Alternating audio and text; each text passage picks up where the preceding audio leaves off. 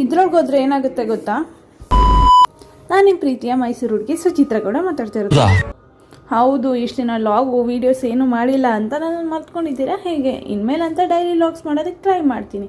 ಮಾರ್ಕೆಟ್ಗೆ ಹೋಗ್ಬೇಕಿದ್ದಂತ ಹೋದೆ, ಮಾರ್ಕೆಟ್ಗೆ ಹೋದ್ನ ಕೆಂಗೇರಿಗೆ ಹೋದ್ನಂತ ಕನ್ಫ್ಯೂಸ್ ಆಯಿತು. ಸರಿ ಆಯಿತು ಅಂತ ಚಿಕ್ಕಪೇಟೆಗೆ ಹೋಗೋಣ ಅಂತ ಒಳಗಡೆ ಹೋದೆ. ಜನ ಏನೋ ಪರವಾಗಿಲ್ಲ ಕಮ್ಮಿ ಇದ್ದಾರೆ ಅಂತ ಒಳಗಡೆ ಹೋದ್ಮೇಲೆ ಗೊತ್ತಾಯಿತು ಜನ ಸಾಗರವೋ ಸಾಗರ. ಯಾವ ಬೀದಿ ನೋಡು ಗಲ್ಲಿ ನೋಡು ಎಲ್ಲ ಕಡೆನೂ ಜನ. ಇದ್ರೊಳಗಡೆ ಏನಾದರೂ ನಾನು ಹೋಗ್ಬಿಟ್ರೆ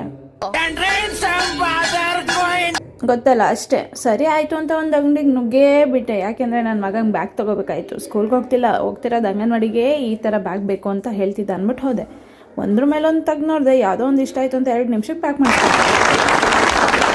ಹಾಗೆ ನಾವು ಪ್ಯಾಕ್ ಮಾಡಿಸ್ಕೊಂಡೇನೋ ಹೊರಗಡೆ ಬಂದೆ. ಆದರೆ ಹೊರಗಡೆ ಹೋಗೋಕ್ಕೆ ಜಾಗನೇ ಇಲ್ಲ.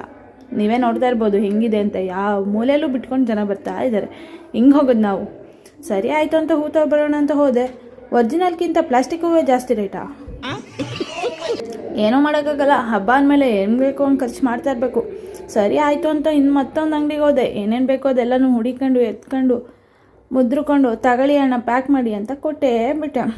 ಅವರು ಪ್ಯಾಕ್ ಮಾಡಿಕೊಟ್ರು. ಆಮೇಲೆ ಕೇಳಿದ್ರು ದುಡ್ಡು ಕೊಡಿ ಅಂತ. ದುಡ್ಡು ಪೇ ಮಾಡಿಬಿಟ್ಟು ಹೊರಗಡೆ ಬಂದೆ. ದುಡ್ಡಿದ್ರು ಇಲ್ಲ ಅಂದರು ನಾವು ಹೆಣ್ಮಕ್ಳು ಹೆಂಗೆ ಅಂದರೆ ಹಬ್ಬ ಮಾಡಬೇಕು. ಅವ್ರ ಮನೆಗಿಂತ ನಾವು ಚೆನ್ನಾಗಿ ಮಾಡಬೇಕು, ನಮ್ಮ ಮನೆಗಿಂತ ಅವ್ರು ಚೆನ್ನಾಗಿ. ಸರಿ ಆಯಿತು, ಎಲ್ಲ ತೊಗೊಂಡಿದ್ದಾಯ್ತು ಅಂತ ಬಸ್ ಹತ್ತಿ ಮನೆ ಕಡೆಗೆ ಹೊರಟೇ ಬಿಟ್ಟೆ. ಮಳೆ ಮಾತ್ರ ನಿಂತಿರಲಿಲ್ಲ, ಇನ್ನೂ ಬರ್ತಾಯಿತ್ತು. ಹಬ್ಬಕ್ಕೆ ಹಿಂಗೆ ಮಳೆ ಬರ್ತಿರುತ್ತೋ ಇಲ್ಲ ಬಿಸಿಲು ಬರುತ್ತೋ ಗೊತ್ತಿಲ್ಲ. ಇನ್ಮೇಲೆ ಡೈಲಿ ಲಾಗ್ಸ್ ಮಾಡೋದಕ್ಕೆ ಟ್ರೈ ಮಾಡ್ತಾ ಇರ್ತೀನಿ. ನಾನು ನಿಮ್ಮ ಪ್ರೀತಿಯ ಮೈಸೂರು ಹುಡುಗಿ. ಮತ್ತೆ ಸಿಗುವ. ಬಾಯ್ ಬಾಯ್.